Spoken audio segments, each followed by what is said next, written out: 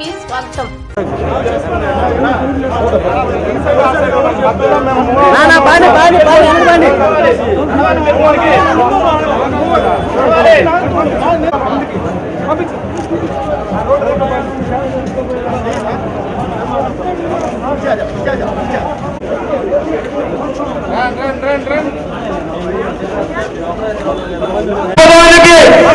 నిర్వచనం చెప్పినటువంటి నెల్లూరు నగరాన్ని అభివృద్ధి పథకాలు నడిపించిన ఏకైక వ్యక్తి నారాయణ గారి అఖండ విజయంలో మీ కీలక బాధ్యత అత్యుత్తమ నారాయణ గారిని ఆశీర్వదించండి. గతంలో ఎన్నో సార్లు అవకాశం ఇచ్చిన రోజు ఎమ్మెల్యేకి అర్హతలేని ఒక్కసారి నాకు అవకాశం ఇస్తే ఈ ఒక్కసారి నాకు అవకాశం ఇస్తే 2014 నుండి 2019 వరకు అభివృద్ధి చేసిన కార్యక్రమాలు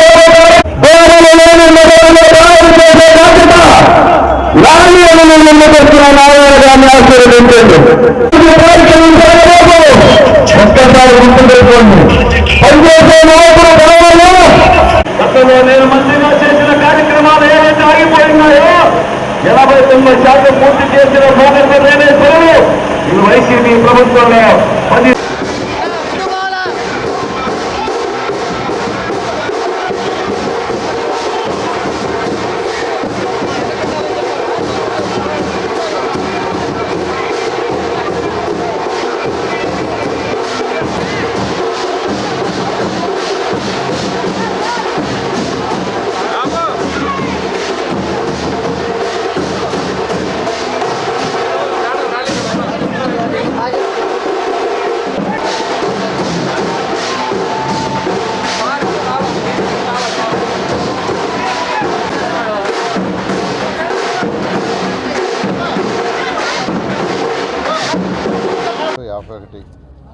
ఈ 2 డివిజన్లో ఈరోజు తెలుగుదేశం పార్టీ ప్రచారాన్ని డోర్ టు డోర్ స్టార్ట్ చేశాం. ఇక్కడ ప్రజల యొక్క స్పందన అనూహ్యం. ఎందుకంటే 2014 నుంచి 2019 దాకా ఏదైతే పనులు చేసాం ఆ పనులని ఈ వైఎస్ఆర్సీపీ 2019 నుంచి ఇప్పుడు దాకా చేసిన పనులు కంపేర్ చేసుకుంటున్నారు. ప్రజలు అంత అమాయకులు కాదండి. వాళ్ళనేదో మభ్యపెట్టి ఓట్లు వేయించుకొని నేను అది చేస్తాను ఇచ్చేస్తాను ఒక ఛాన్స్ ఇవ్వండి అని చెప్పి తీసుకొని పవర్లోకి వచ్చిన తర్వాత వాళ్ళని ప్రజల్ని మర్చిపోయి ఎవరిని ఎప్పుడు అరెస్ట్ చేస్తావా, ఎవరిని జైల్లో పెడతావా, ఎవరి బిల్డింగ్లు పగలగొడతావా, ఎవరి లైసెన్సులు క్యాన్సిల్ చేస్తావా, ఇది తప్పితే ప్రజా సమస్యలు ప్రజల యొక్క బాధలు ఆ బాధలను తీర్చడం ఎట్లా, వాళ్ళ అవసరాలు ఏంది అనే ఆలోచన ప్రభుత్వానికి లేదు. దాన్ని ఇప్పుడు ప్రజలు క్లియర్గా కంపేర్ చేస్తున్నారు.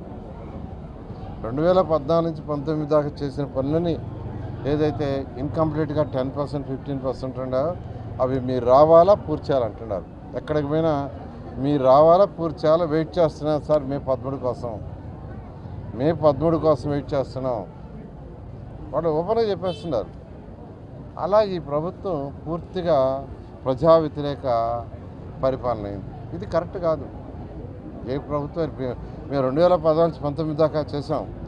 బట్ ఏ పార్టీ అయినా ఎవరైనా ఎక్కడ కావచ్చు రోడ్లు వేసాం. అది వైసీపీ వాళ్ళు ఉండేవిదా, లేదంటే టీడీపీ వాళ్ళు ఉండేదా, సిపిఎమ్మా, సిపిఐ, జనతా పార్టీయా, అది చూడలా.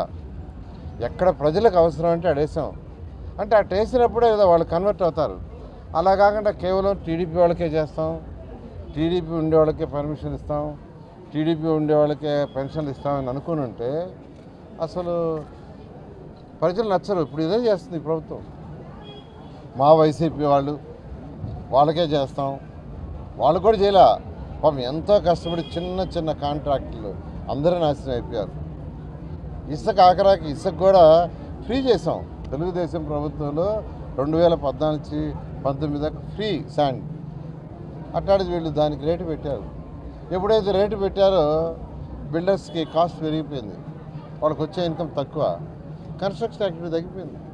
ఎప్పుడైతే కన్స్ట్రక్షన్ యాక్టివిటీ తగ్గిపోయిందో దానివల్ల బేల్దారులు ఇబ్బంది పడ్డారు, బేల్దారు కూలీలు ఇబ్బంది పడ్డారు, ప్లంబర్కి వర్క్ లేదు, ఎలక్ట్రీషియన్కి లేదు, అందరికీ వర్క్స్ పోయినాయి. ఎప్పుడు ఒక సెక్టర్ దెబ్బతింటే దానికి సంబంధించిన సెక్టర్లన్నీ దెబ్బతింటాయి. అది విజన్ లేని నాయకుడు జగన్మోహన్ రెడ్డి తెలియదు. అదే విజన్ ఉండే నాయకుడు చంద్రబాబు నాయుడు ఎప్పుడు ఒకటే అంటాడు, ఒక సెక్టర్ సక్సెస్ అయితే దానికి సంబంధించిన సెక్టర్లన్నీ సక్సెస్ అవుతాయి, దాని మీద బతికే వాళ్ళందరూ హ్యాపీగా ఉంటారు, వాళ్ళ ఆర్థిక పరిస్థితి పెరుగుతుంది. ఈ రాష్ట్రంలో కన్స్ట్రక్షన్ అయిపోయింది, అందరూ పెరిగితేసారు ఎక్కడికి? తెలంగాణ, తమిళనాడు, కర్ణాటక. దేనికి పెరుగుతారు? ఈయన చేసిన పనికే. ఇండస్ట్రీ ఒకటి లేదు, ఇండస్ట్రీ రాకుంటే ఉద్యోగాలు ఎక్కడ వస్తాయండి? యువత పరిస్థితి ఏంది? యువత భవిష్యత్తు ఏంది? ఏ ఇంటికైనా సార్ మావాడు బీటెక్ చదివాడు, ఎంబీఏ చదివాడు, ఎంసీఏ చదివాడు, ఖాళీగా ఉన్నాడు, వాడికి ఉద్యోగం వచ్చేసరికి చేయండి, మాకు ఇంకేం అవసరం లేదు అంటున్నారు.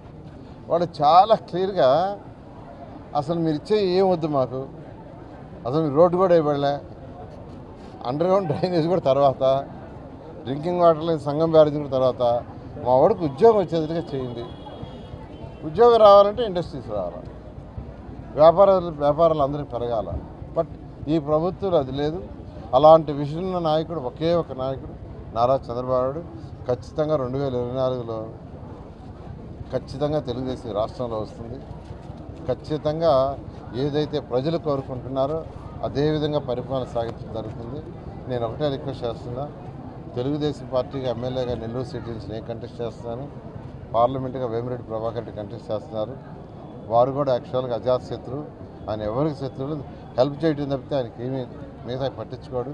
కాబట్టి మా ఇద్దరిని కల్పిస్తే ఆయన కేంద్రం నుంచి ఫండ్స్ తీసుకొస్తాడు, నేను రాష్ట్రం నుంచి తీసుకొస్తాను, నెల్లూరుని ఒక స్మార్ట్ సిటీగా చేస్తామని మీ అందరికీ తెలియజేస్తూ మీ అమూల్యమైన ఓటుని మా ఇద్దరికి గెలిపించాల్సిందిగా కోరుతున్నాను.